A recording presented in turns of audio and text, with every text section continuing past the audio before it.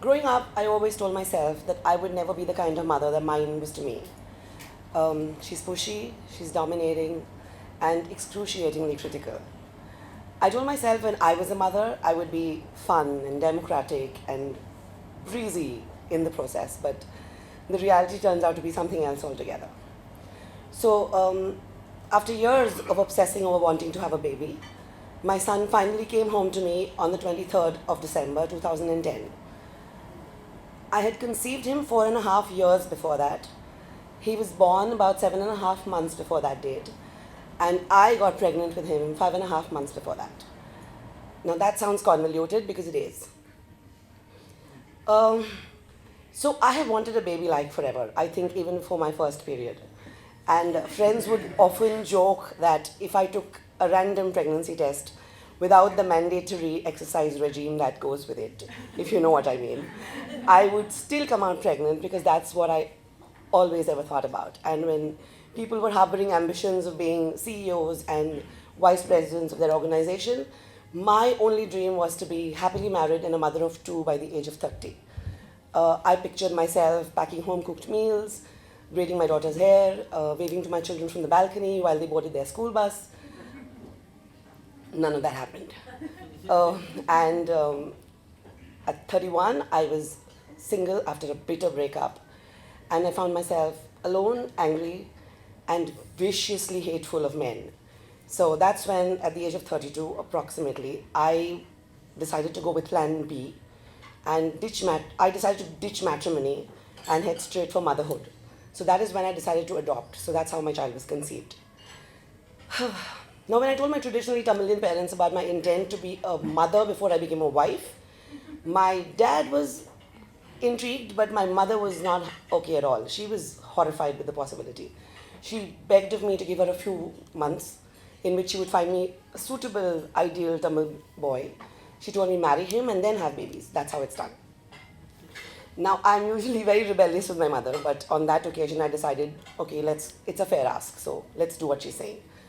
And I decided to wait with her. And I watched her move heaven and earth to find me a boy. And 6 months turned to a year, and a year turned to 2 years, and 2 years turned to 4 years. And finally, my mother, after kilos of upma, medu vada, idli, and gallons of filter coffee had been consumed, my mother abandoned the manhunt, hung her boots, and gave me her blessing. So that is how, on the 15th of July 2010, I got pregnant with my son, because it was the day that we visited the agency for the first time. And I was very excited. But my bubble burst soon enough because I was told I was not the perfect parental candidate, because I was single and I would not provide a wholesome family for a child. Naturally, I was devastated, but I decided to plow through and registered right away. And what followed was a whole series of legal procedures that you'd require to go through the adoption process. So there were affidavits for guardianship, and there were testimonials from friends and family and co-workers and medical health professionals, all certifying to my capability as a potential parent. I also had to get tested for life-threatening diseases to make sure I was going to live long enough to look after a child.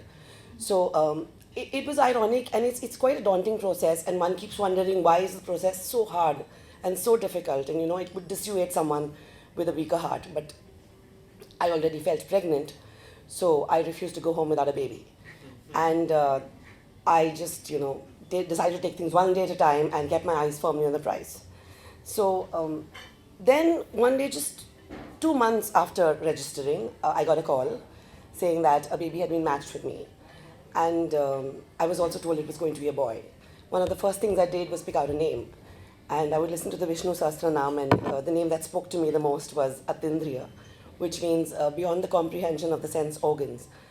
And that is what my son is to me. In fact, one of the first things that I was told about him is that he has a hernia, which is a condition that I had as a child. So he was also surgically needy, and that was the reason that he had been turned up by other families. So in a bizarre sort of way, that defect became our mystic connection. And even though I had not given birth to him, I felt like I had a little bit of me was in him. So that was quite magical and good for us. I signed off immediately, and the process, the phase 2 of my process began. Now, one of the things that the agency that I was registered with insisted on is that I meet the baby on a regular basis, once a week at least, to get to know him better and have him adjust to me. So I got a privilege that usually biological parents are not allowed. So even before you actually be a parent, you get to hold and hug and talk to a child and coo to him and sing to him. And it was very, very important bonding time because it taught me 3 things about my son. One is that he has great taste in music. 2, that he hated to sleep. And 3, that Bengali music put him to sleep the fastest. So his favorite song was Ananda Loke, which is the Rabindra Sangeet song. And it goes like, Ananda Loke, Mangala Loke, Virajo, Shoto Sundaro. But the music and the magic would die out in 60 minutes because he would be taken away from me and I'd be left barehanded, broken and barren again. Well, as I waited for D-Day to happen, I decided to invest in other things. So I researched pediatricians, I stocked up on cutlery, diapers, repainted the bedroom, redid the bathroom. I also met up with a lot of my friends because I knew soon I was going to be a young mother and I wouldn't have the time to socialize and catch up with people. So I was socializing with a vengeance. So there was breakfast, lunch, high teas and dinners, and it was a very enjoyable time. It made the waiting far more easier and less painful. Then one day, just as suddenly as anything else, on a Wednesday afternoon, I got a call saying that all my paperwork was in place and I could take the baby home the next day. None of us slept that night because we knew our lives were about to change. And the next day, on the 23rd of December, 2010, amidst misty-eyed maids and nervous as hell, first-time grandparents, my son was handed over to me and I became a mother. It was easily the best day of my life. Funnily, it was not the happily ever after I'd hoped my fairy tale would have. I think the suddenness of it all and the drama leading up to Atin's homecoming sent me into an adoptive equivalent of postpartum depression. Even though I'd nested and I'd saved up for a break from my career, I was not mentally prepared for the actual motherhood. The idea of being responsible for for everything of a child, of another person, everything that went into and came out of the person, be it thought processes, ideas, food, pee, poop, everything. It was really scary. And also there were 2 other things that really scared me. One, that I had opted to be a single parent. So I refused help with the vengeance because I didn't want anyone pointing a finger at me that I was panning off my responsibilities to them. And 2, because I was an adopted mother, I thought I would miss on the umbilical signs. I thought I would not understand it in my gut if he was in pain or he was hungry or he was sleepy. So I was obsessed. I was not enjoying motherhood because I was just watching him like a hawk. At the tiniest thing, I would just run towards him. So what happened as a result is the child was afraid of me. He would just look at me like a rat does an eagle. I would walk into a room and he would be like, oh my God, she's come. She's going to change me or clean me or feed me or, she's going to do something to me. So let me run. So he would just dart in the other direction into my mother's waiting arms, who was more than happy to be the primary caregiver. And I was so angry with these 2 people because, she was the one who delayed my process of motherhood. And I yearned to be with him so much and he was choosing to be with her rather than with me. I couldn't believe that this was happening to me. And I swear I wanted to bludgeon every writer, filmmaker, author, poet who said, motherhood is a beautiful experience. It changes a woman's life. It is the best thing to ever happen. And I was like, where is that thing? This is not that thing. It It was very, very bad. I used to weep myself to sleep on so many nights and pray that I need some way to bond with my child, some way by which I can be a mother to him. And I was rewarded. My prayers were answered with a nervous breakdown, like an actual physical nervous breakdown, which mandated I take bed rest, I don't do anything in terms of physical chores.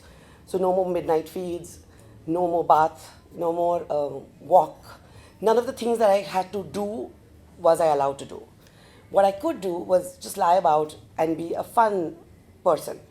Just read to the child, sing to him, enjoy him, and just enjoy myself. So he was like, okay, she's not that scary.